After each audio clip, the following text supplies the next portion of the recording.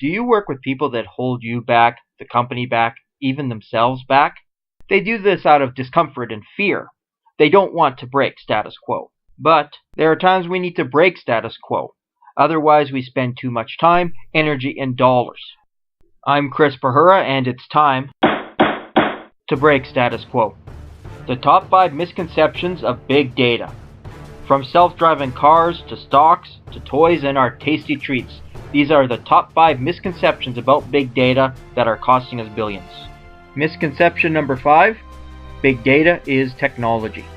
Stating that big data is technology can get us into a lot of trouble because it gives many the impression that you can use big data to replace existing technologies. But the big data investment is not the same as the IT investment.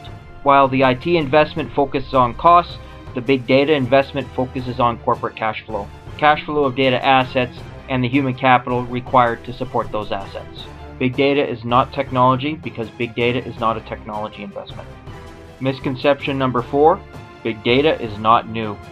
Saying that big data is not new reinforces the old way of thinking. The benefits are lost. The benefits to innovations or even possible changes in our culture are lost. They're lost because the same people that are saying big data is not new are the same people that do not have a context for what big data really is.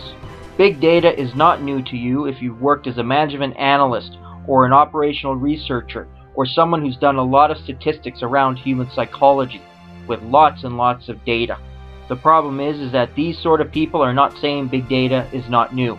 It's people that are more familiar with traditional decision making, traditional insights, and traditional reporting that are making these claims. Claims justifying so that they don't need to change status quo. For big data to be successful, big data has to be new.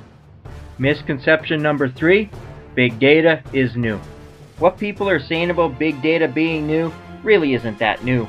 The newness of big data is not what it is now, but what it's becoming. Big data allows us to take advantage of new innovations around executive leadership, customer intimacy, and even treating data as capital.